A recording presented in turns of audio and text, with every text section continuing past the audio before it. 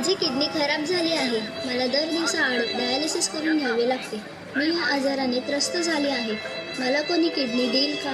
माझ्यासारखे अनेक कितीतरी किडनीच्या प्रतीक्षेत आहेत. त्यांना ही किडनी भेटेल का? लहानपणी मला ऑपरेशनच्या वेळेस रक्त घ्यावं लागलं होतं आणि मला विषाणूची लागण झाली. आता माझे लिव्हर खराब झाले आहे. माझे जीवन मला नकोसे झाले आहे. कोणी मला लिव्हर देईल का? माझं हृदय खराब झालं आहे. डॉक्टर म्हणतात लवकरात लवकर हृदय मिळालं नाही तर माझा जीव जाईल. कुणी मला हृदय देऊन जीवनदान देईल का? बघितलं देवा, किडनी, लिव्हर, हृदय, फुफ्फुसे, आतडे असे शरीरातील कित्येक अवयव खराब झाल्याने दुःखाचे जीवन जगणारे शेकडो लोक आहेत. हे अवयव त्यांना लवकरात लवकर मिळावेत म्हणून त्यांची प्रतीक्षा यादी बनवली जाते.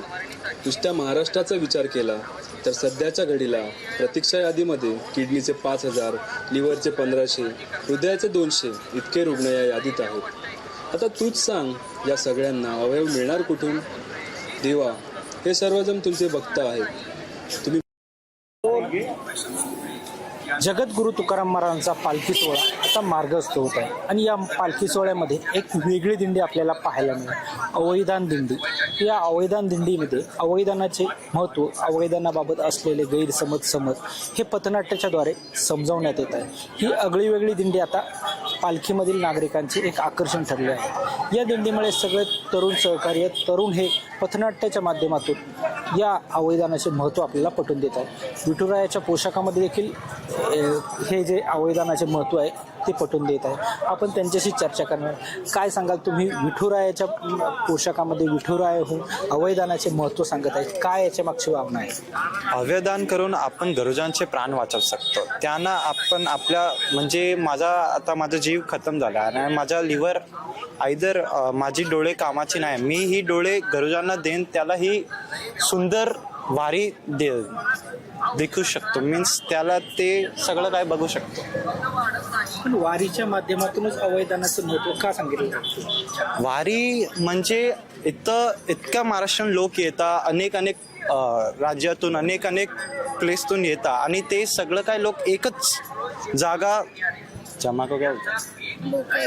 एकत्र आतो आणि आम्ही त्यांना ही संदेश देऊन ही जागृत करण्याचं पाहिजे की ते लोक करे आणि सगळ्यांना. तुम्ही एका विठुरायाच्या पोशाखामध्ये, विठुरायाच्या भूमिकेमध्ये अवयदानाचे महत्त्व सांगतात, काय वाटतं? अवयदान करा आणि सगळ्यांना त्यांची जीव वाचवण्याची संधी उपलब्ध द्या. म्हणजे काही युवक तरुण सहकार्य, तुम्ही देखील अवयदानाचं महत्त्व सांगत होता. याच्या मागचे उद्देश काय आहे, काय भावना आहे? उद्देश हे आहे की आम्ही सगळे देवाला दिलेला एक प्राण आहे.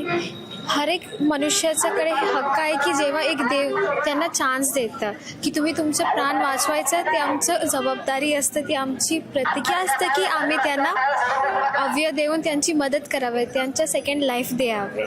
हेच माझा उद्देश आहे की विठ्ठल सगळेजण, ते सगळे मनुष्यात आहे. आम्ही जसं कर्म करतो, आम्ही जसं करतो त्याच्यावर आहे की आम्ही विठ्ठलचे भक्त आहे की नाही. हे वारीमध्ये इतके लोक कहापासून येतात, खाली महाराष्ट्र नाही, कर्नाटक, विजयवाडा, काहीतून येतात आणि ते सगळे एकत्र आले हा देवाच्या भक्तीतून. हे भक्तीमध्ये ते साजरा करते, सगळे करते, तेव्हा आम्ही त्यांची मदत करावे, त्यांची सेवा करावे. आमच्यामधून कोणाचं लाईफ, कोणाची प्राण वाचते, कोणाचं सेकंड प्राण भेटते, हे खूपच पुण्याचं काम आहे. हे काम आम्ही सगळ्यांचा प्रत्यक्ष करते. हेच माझी इच्छा आहे. पथनाट्याच्या माध्यमातून तुम्ही जनजागृती करत आहात, काय वाटतं यामध्ये? खूप छान वाटतंय. असे हे वातावरण खूप चांगले आहे. परत तिकडचे लोक, परत वारीचे सगळे, खूप बरं वाटतंय असं सगळं करताना आणि खूप मजा येते. तुम्ही पूर्णपणे डॉक्टरच्या पोशाखामध्ये आहात, पूर्णपणे डॉक्टरच्या पोशाखात असून जनजागृती करताय, अवयदानाचं लोकांना महत्त्व पटवून देत आहे, काय याच्या मागचं आहे? ह्याच्या मागचा हेतू हाच आहे का आम्ही वारीच्या सगळ्या लोकांपर्यंत हा जनजागृतीचा महत्त्व पोचायचे हे करतोय. आता आम्ही हे सगळं नाटक करून इथे सगळ्यांना एकच सांगतोय का तुम्ही गरजूंचे प्राण वाचवा. जेव्हा तुम्हाला नसेल काय डोळे, तुम्ही त्यांना दान करू शकता.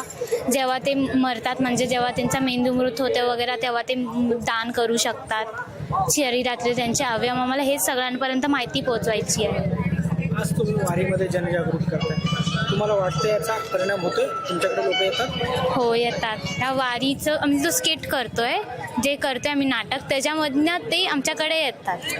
ते थोडेसे कॉन्टॅक्ट्स बनवत आहेत, आम्ही त्यांच्यासोबत कॉन्टॅक्ट बनवत आहेत, नंबर वगैरे घेतो आम्ही, त्यांचं नाव वगैरे गावाचं सगळं घेतो. नक्कीच. अजून देखील काय आहे तरुणी, काय सांगाल तुम्ही? पथनाट्याच्या माध्यमातून अवयदानाचं महत्त्व पटवून देतात, काय भावना आहेत, लोकांचा कसा प्रतिसाद आहे? खूप चांगला प्रतिसाद आहे लोकांचा. अवयदातून आम्ही हे नाटक करतो आहे. यातून आम्ही संदेश देत आहे लोकांना की तुम्ही अवयवदान द्या गरजू रुग्णांना, त्यातून त्यांना दुसरं जीवनदान भेटेल. एवढेच. अवयदानाबाबत अनेक गैरसमज देखील लोकांमध्ये, ते तुम्ही कसे करू काढा? गैरसमज. नक्कीच. तुम्ही काय सांगाल?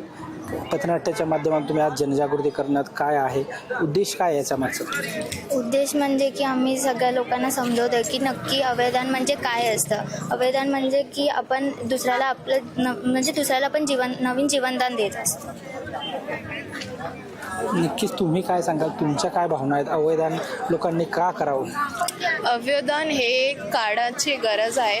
आम्ही मेल्यानंतर आमची बॉडी जाळून टाकतात. म्हणजे जर आम्हाला असं अवसर मिळाला आहे की आम्ही अवयवदान करून गरजवंतांना जीवनदान देऊ शकतो, तर आम्हाला नक्कीच हे करावं. नक्कीच. तुम्ही काय सांगाल? का अवयदान करावं? लोकांना अवयदानाची गरज आहे. अवयांची गरज आहे, त्यामुळे तुम्ही काय सांगाल? एक नारदाच्या भूमिकेमध्ये तुम्ही पथनाट्यामध्ये सामील जात, नारदाच्या भूमिकेतून तुम्ही अवयदानाबाबत जनजागृती करता.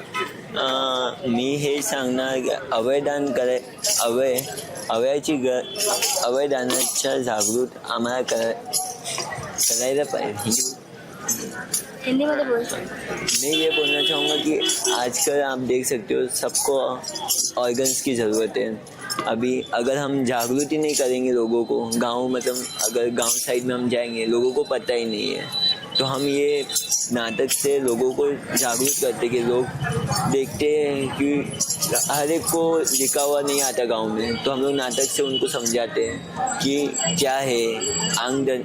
अभी समझो मैं चला गया तो मेरे बाद मेरे ऑर्गन से कोई और करीबन मिनिमम 8 लोगों को नया जीवन मिल सकता है.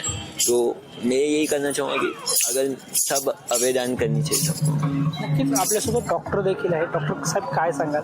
तुमची ही टीम आहे की पथनाट्याच्या माध्यमातून अवयदानाची जनजागृती करतात, सगळे युवा तरुण सहकाऱ्यांना तुम्ही घेऊन ही जनजागृती करतात, याच्या मागचा उद्देश काय आणि काय आहे? रामकृष्ण हरी. मी डॉक्टर कैलास जवादे, दोस्त मुंबई ही संघटना आणि पनवेल महानगरपालिका यांच्या संयुक्त विद्यमानं हा उपक्रम आम्ही चालवत आहोत. आणि हे वारीमधलं आमचं 12वं वर्ष. हे चालू करण्यामागचा मुख्य उद्देश, मी स्वतः ट्रान्सप्लांट सर्जन आहे. मी बरेचसे पेशंट बघतो ज्यांना अवयव प्रत्यारोपणाची गरज असते, आणि दुसरीकडे मध्ये असे पेशंट असतात जे मेंदूमृत झालेले असतात, पण त्यांना जाणीव जागृती नसल्यामुळं त्या अवयवदानासाठी समोर येत नाहीत आणि त्यांचे अवयव नष्ट होऊन जातात. तर ही परिस्थिती कुठंतरी बदलायला पाहिजे.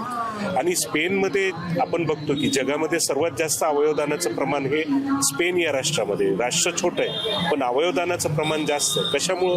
तर त्या ठिकाणी एक जनचळवळ बनली होती आणि स्पेन